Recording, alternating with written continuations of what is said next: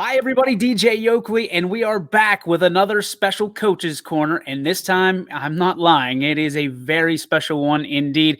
We are joined by the legend of Youngstown baseball and of sports here in the Valley, Mr. Mike Cefalde. Coach, how are you? I'm doing well, thank you. It's always good to be with you and have a couple laughs and be serious about baseball. Well, we're going to try to be as serious as we possibly can. It's been an interesting start to the year for you, but overall, baseball is back. What are your thoughts so far on how things have returned and essentially just everybody being back to a little bit of normalcy here in the Youngstown? Well, as far as baseball being back, I would like to thank Scott Rourke and Bob C. Jr. and all the people that helped to make this season happen. Because without Seton Park, we wouldn't be playing baseball, or we wouldn't have at least started when we did. Because there's so many leagues around the country that can't play. So I would say, for everything that's going on around us, I think it's very good. So when you look at what's going on nationally with the Major League Baseball situation and obviously all the crap that they're going through, why is it that much more important to support Sandlot baseball and especially baseball at Seton Park? Well, baseball to be supported at Seton Park it means so much for these kids because obviously they're not getting paid. They're not going to squabble about should we play 60 games, should we play 100. I'm not going to get paid. I don't care. They want to play the game. If we told them we were going to play 8 games this year, they would be happy with it. Coach, from your perspective as a manager, a skipper, a lot of these kids didn't have the ability to play in the spring, so there's been some rust to knock off. What have you seen in the first week of ball at Seton Park that you're excited about, and some things need to be worked on? I'm excited about the group of young men that we have. We have a lot of talent. A lot of our players are 17Us, and I think that group is as talented as anybody's in the league. I'm not so excited about the way we're hitting the ball, but and a little bit of defense. We're playing defense. We're not hitting the ball well, but it's to be expected. A lot of these kids, that we weren't allowed to practice with them, and we don't know how much they practiced on their own. So I'm excited for the fact that defensively, I think we're going to be very good. Offensively, I think we're going to get to that point, but it's going to be very, very slow to get kids back into good habits because right now they have some bad habits. They're anxious to get out there and swing the bat. They're not worried about, they're getting on their front foot. They're doing this, the infield's back. They're conceding the run. I want to hit the ball hard on the ground somewhere. None of that is there yet, but when you have a bunch of good athletes and a bunch of good ball players, it's all going to come back.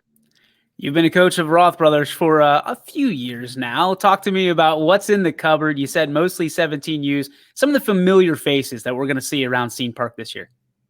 Well, the familiar places, we got Ethan Shaw, who's been a starter for Cardinal Mooney since he was a freshman. He's actually played with us off and on at 15, but he came in and played quite a bit at 16 years old. He's only 17. Cam Hollabaugh, the same way. Cam's from JFK. Three sports starter. Started in baseball as a freshman and in football for a legendary Jeff Back, Coach Back. We have a lot of new kids. We have Ryan Sullivan from McGuffey High School, who was one of the good pitchers in the league back last year. He's back. We have a lot of young kids. DJ from Harding, he's a first baseman. He's a good ball player. We picked up Ty from Boardman, Ventresco. We picked up Nathan Fleming from Boardman. We had an injury and a setback on Jason Treveri, who was really showing a lot of promise. A lot of new faces this year. We lost a lot last year. And the new faces aren't necessarily a bad thing. You guys are trying to build something at Roth Brothers again to be one of those premier teams in the league, as you always seem to do. You always seem to upset the Astro Falcons once a year. And Baird Brothers. Yeah, and Baird and it ain't Baird easy Brothers. to do, trust me. Yeah, and that's the thing. When you talk about these other franchises, every coach and manager seems to point to you and the teams that you manage as being kind of the thorn in their side a little bit. What do you attribute that to? Is that managing? Is that the players? Is that good matchups? What is that? I think it's hard work, dedication by these kids wanting to play, wanting to be there. Beating a lot of teams over the years, playing the Astros with Don Pletcher or without Don Pletcher, Andy Timko over there. Mm-hmm. It was always so hard to beat them. Anybody that pretends like, they're not the class of the league this year and last year, they're only fooling themselves. Right. But you try to get the kids up for the game, and you have to, let's just face it, a lot of things have to fall together. A couple years ago, I think Baird was undefeated. We beat them the last game of the year, and then we faced them in the playoffs. We went up 1-0. They tied us 1-1 in the games. The third game, we had them 5-0, and we had some unfortunate things that happened. Two big errors that may have cost us the game. But, they were up for it, and I think if we would have got to the championship, I think we could have won, because we did that with 14 kids.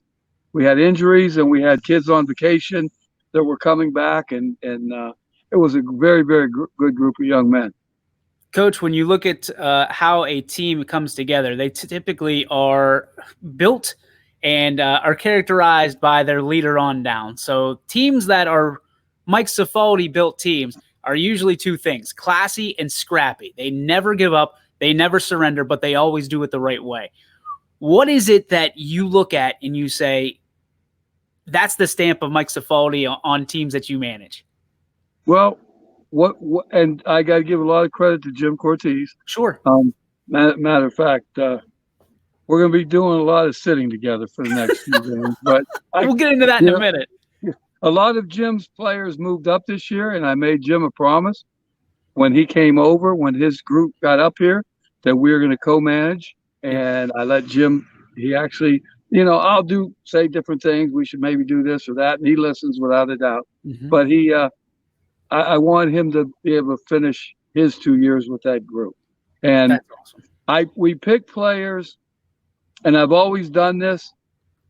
We pick players first by their parents, okay, their home situations. If you don't do that, that starts everything. Then when we're recruiting, I actually talk to not only them, but I talk to their parents, mm-hmm, because I don't want the situation where the parent said, well, you said this to my son, and the son says, well, that's not what you told me, or the player. And I don't want that to happen. I've had a good relationship with players.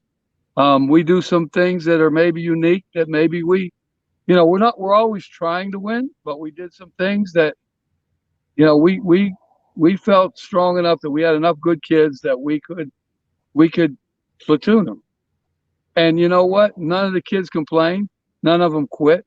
And over the years, I think there's a handful of kids that might have quit. And it might be a handful, not many, right, because we try to our job is to win. Yes, we want to win. Our job is develop young men, right? Right. I've had the pleasure of recruiting for some universities, and they look at the situation that the kids are in and how they are in every aspect of the game. So we try to teach them.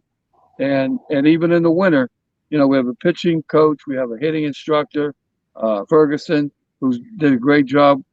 Gus LeBobe's been with us. Mm-hmm. So we're trying to critique them and help them in the winter. And there's not a lot of screaming and yelling from our team. So we try to do things the right way. Is there one character, the Roth Brothers way? That's exactly right. Is there one character or trait that you're looking for in the individuals or the players that you bring in? Well, obviously, I'll give you a perfect example. Ethan Shaw. I heard about Ethan through Gary Jones, who played for Ohio State. Mm-hmm. Gary says, you got to go see this kid play. So he was in the 8th grade. I went up to Mooney, talking to Coach Al. And I said, if you don't mind at a camp, I'm going to stick around.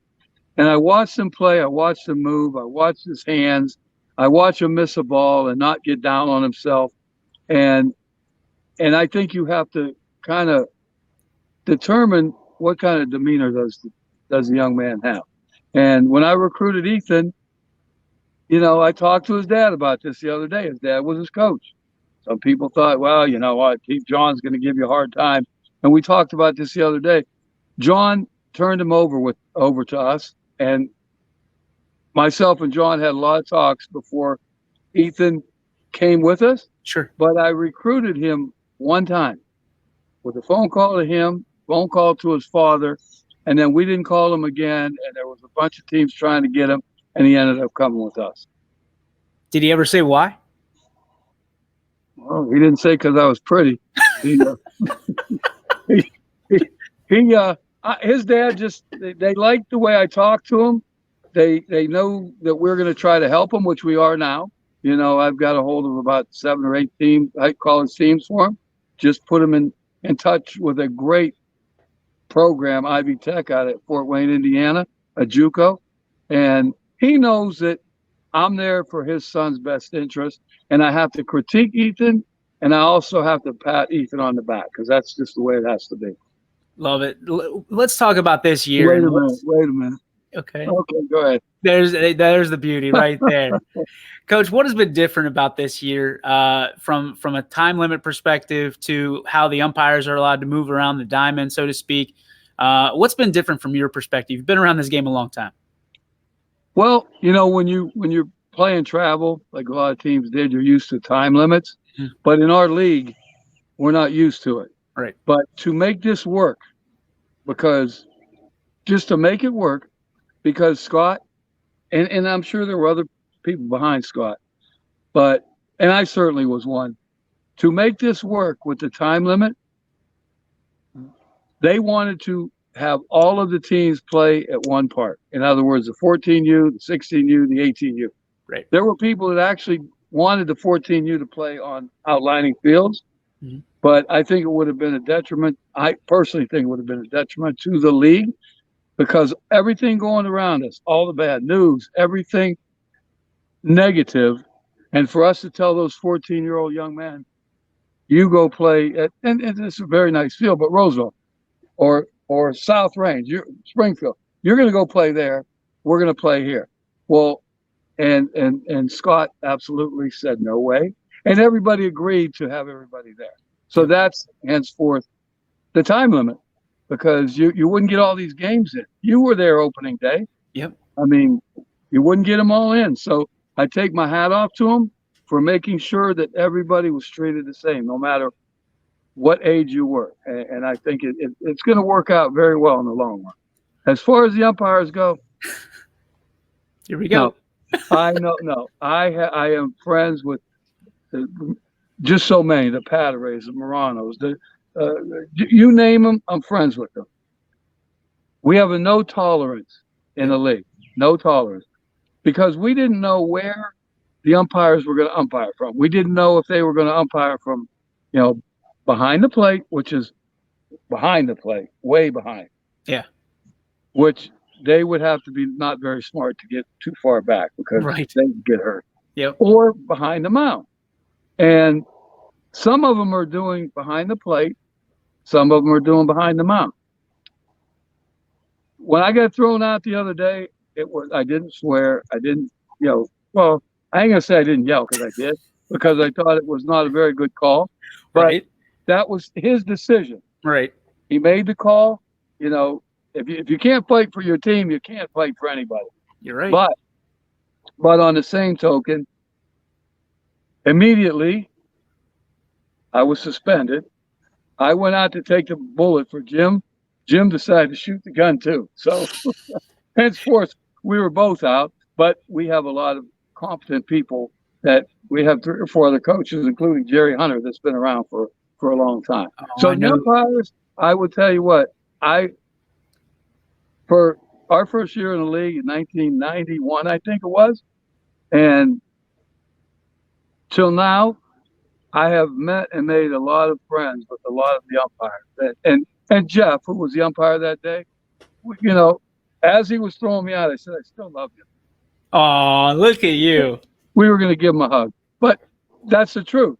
I'm not going to if you get into an argument with an umpire and you're not swearing, you're not cussing, you're not doing any of that, you should have the right to do it. Right. But the no tolerance needs to happen, which it did.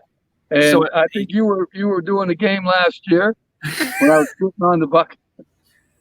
When I was sitting on the bucket, minding my own business, talking to one of my coaches in a very polite voice, and then the umpire stood up and he kind of said, "What are you saying? Quit talking," or whatever he told me. I said, "No, I'm not going to quit talking.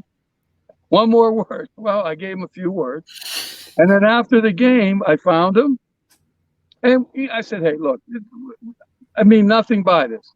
But I said, "I think this is your cell phone." And he said, "That's not my cell." I said, "I'm sure it is. If you look real close, there were like 5 or 6 missed calls. So I'm pretty sure it is your phone."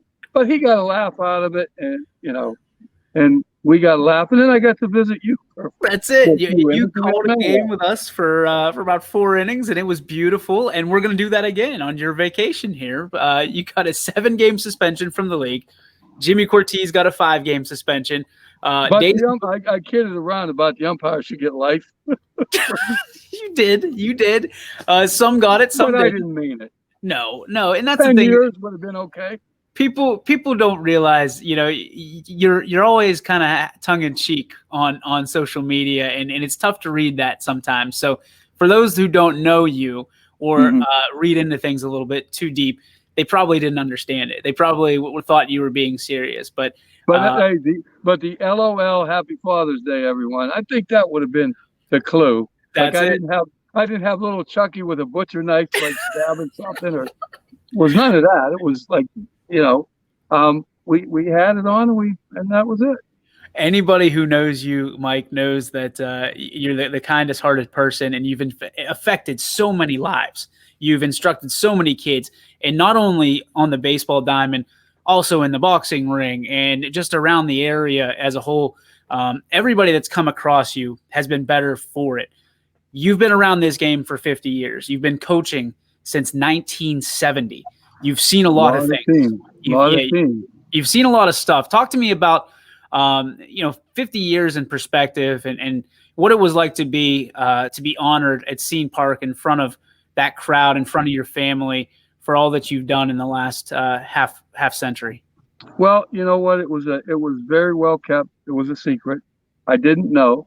I saw Coach. Oh, I didn't see him, but they said Coach Kenny was up there from Fitch, the ex-head coach, and then I got a call from Coach Coppola and Coach Zizzo and a lot of coaches on there that I used to coach with Coach Landis and so it was nice to have and Terry Dobson back in the Babe Ruth League. It was very humbling, and I never would have expected anything like that. I'd rather give something to somebody than to take it.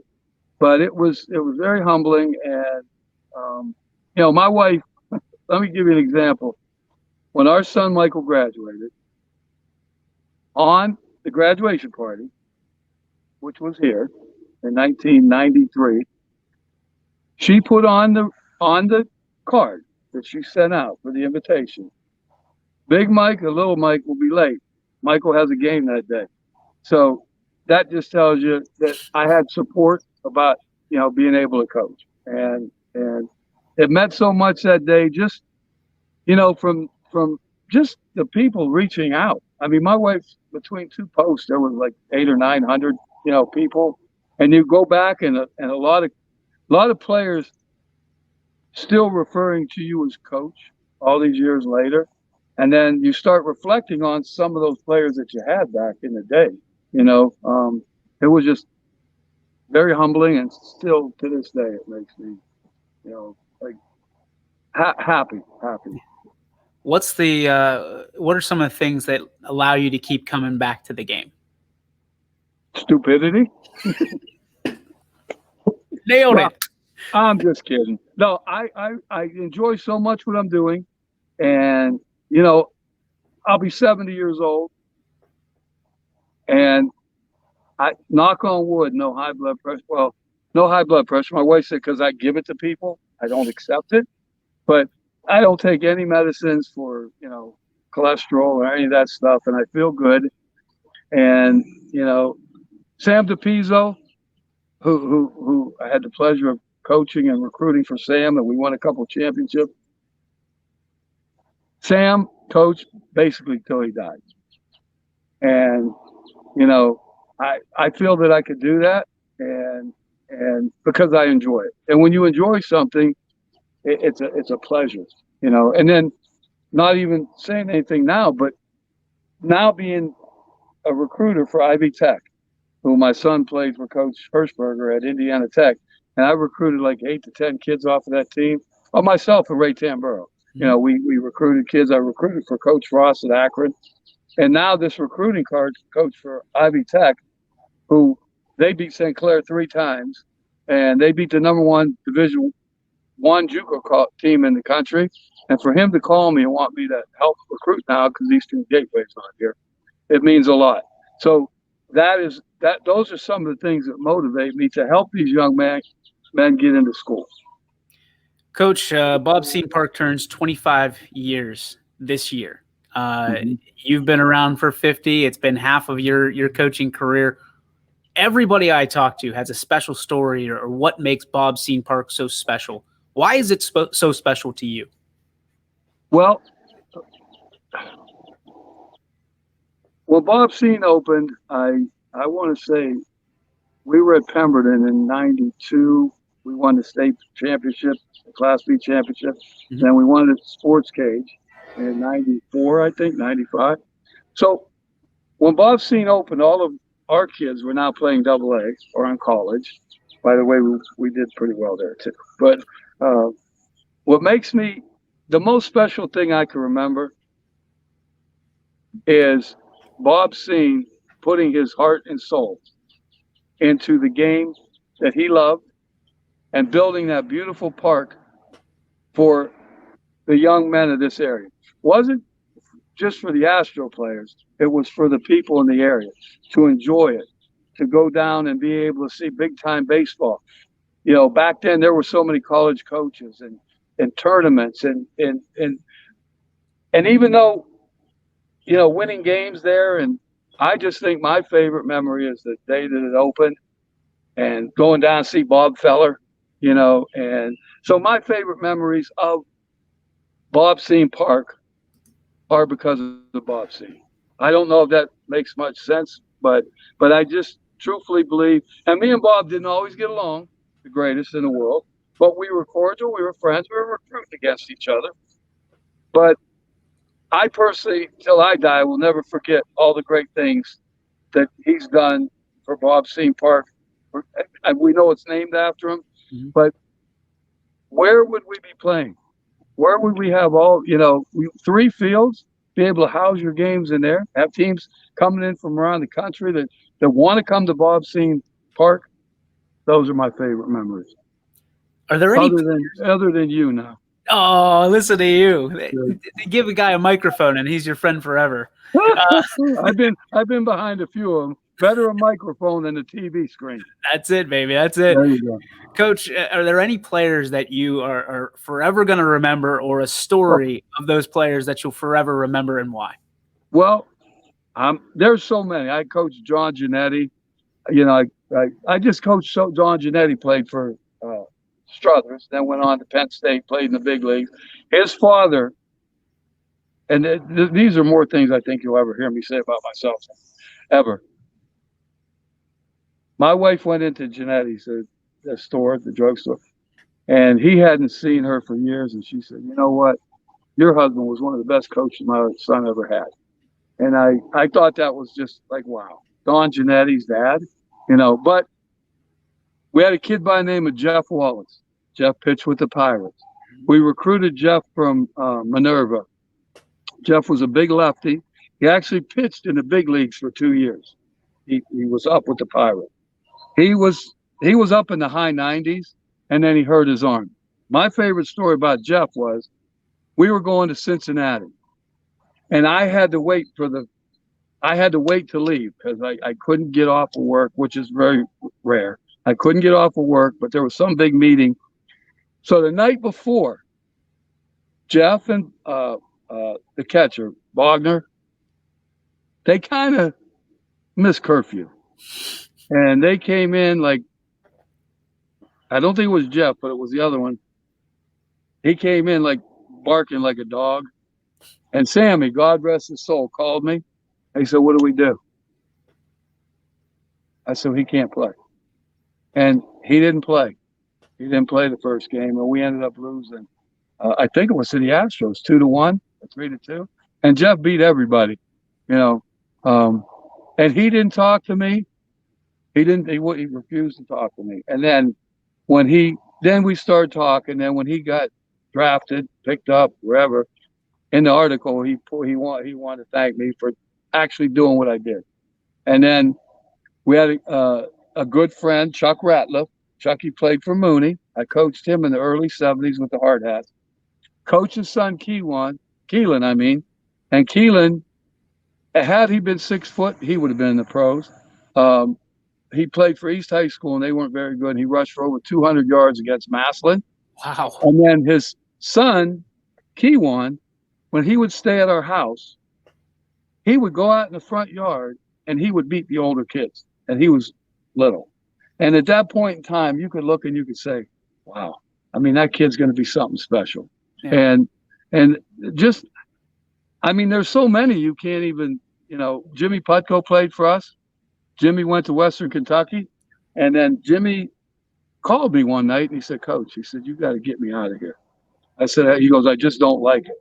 And then I ended up calling Coach Frost because I got kids to go there. And he ended up coming back to Akron, where he was drafted by the Cubs.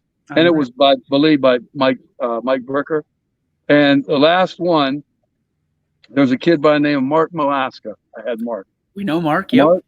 Mark and my son Chris were like best friends. Well, we were with Sports Cage then, which is the dumbest thing we ever did. Why we got talked out of leaving Roth Brothers, because we would have been a dynasty for many years. They won, we won, then obviously came back. Mark Malaska called me on the phone. He said, Coach, he said, I think I'm quitting. He was 15, I believe.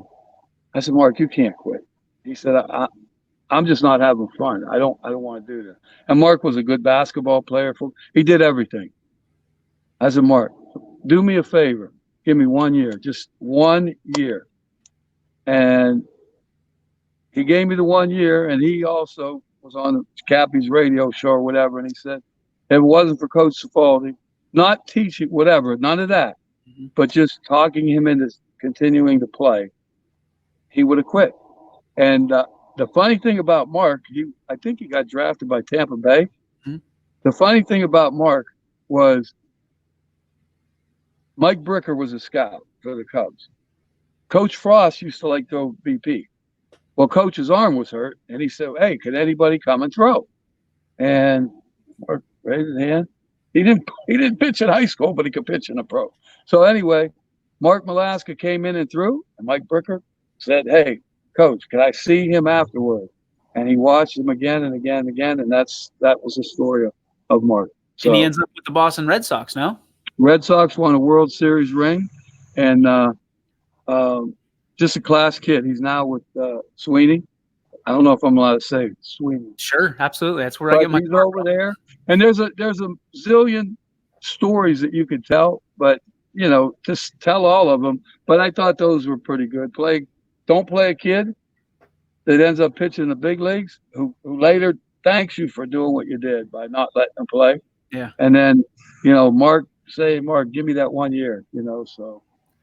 Last question I have for you. I mean, there's so many. I want to ask you a question. Yeah, sure. Go ahead. Do you have a bag of ice ready to put on your ear when I'm done? I'm ready, baby. I am ready. You better pack them ears with ice. For those who don't know, Coach Cefalde is going to be taking a slight vacation from his coaching duties for a few games, and he'll be joining us in the booth at YSN and calling some games with us and for us. And we had some fun last year. We're going to have some more fun this year. We're going to ask Jimmy Cortez to be a guest announcer as well, and try to bring some IQ. Not that I don't have any, but you have much more than I do. I mentioned on the broadcast the other day, you forgot more baseball than I'll ever know. And I think I know a little bit about it, but I'm nowhere near your level. You know a lot of it. You know, the thing about it is, even at my age, I've sat with Scott Knox. Sheeny Kravonic was my wife's neighbor.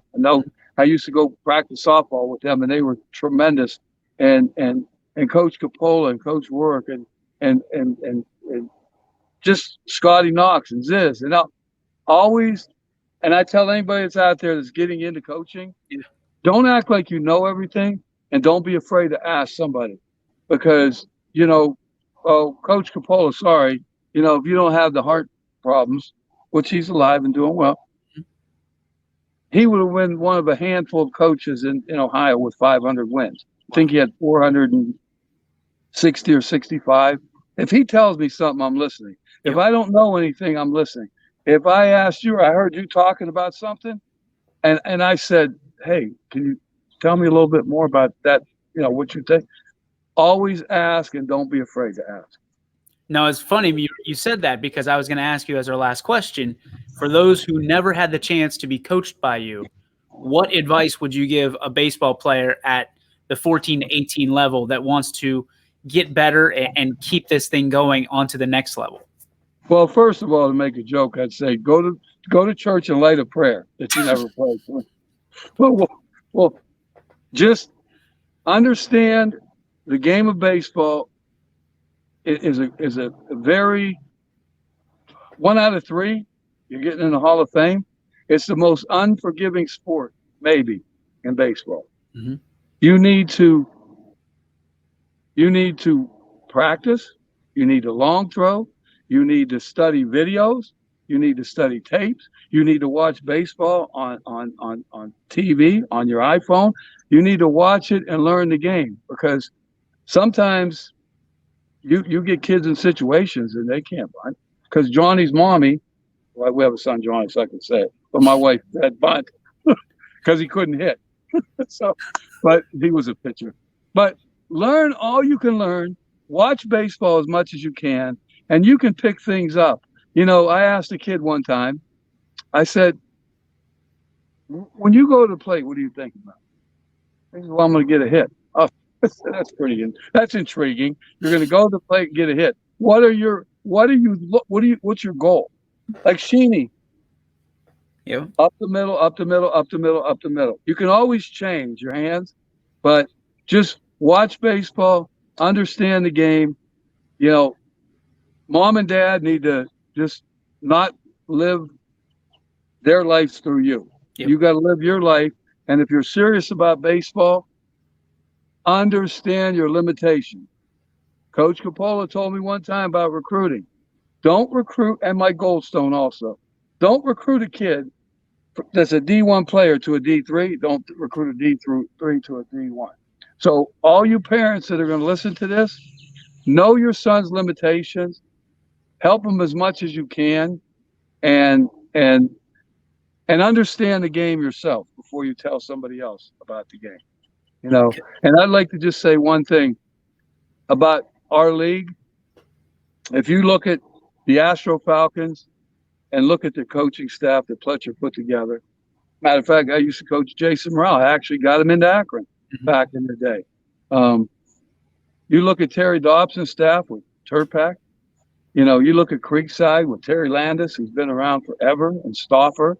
You look at even the young kids like Spencer, who's coaching Eagleware. You look at all those guys, and everybody in this league, every coach or manager in this league brings something to the table, and we all root for each other. And that sounds corny, but we do. If we're not playing, play each other, right? Huh? Except when you play each other. Oh yeah. When one time we were playing Bobby Beam's team, and it was a great game. You know, we bunted, squeezed to get up when he was 16U or 14U, whatever it was, 16. So now they brought in all the forces. They brought all the 16Us that were playing Big B down. Oh, after the third inning, I walked over to Bobby, and he'll probably remember this if he sees it. There's a backhoe. I said, "Do you have the keys to the backhoe?" He goes, "I could get him." Why? I said, "Why don't you just dig a hole for me? Let me jump in, and you cover it up." And but we were friends even during that game. You know, you don't, even if you're killing a team that you're playing, you're beating the, you don't want to run the score up on kids, because why are you doing it? But our coaches are very, very well schooled in the game of baseball. Yes, sir, they are. And I'm very excited. This is going to be just the first of many Coaches Corners with Mike Cefalde. You've got too much knowledge and too much personality to not do this. So thank you for joining us.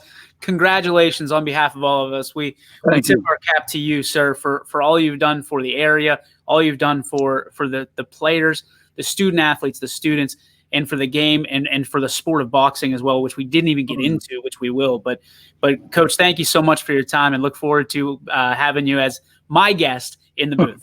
Coach, thanks. I know you got to get to a meeting. I appreciate your time. I appreciate it. Thanks, Mike.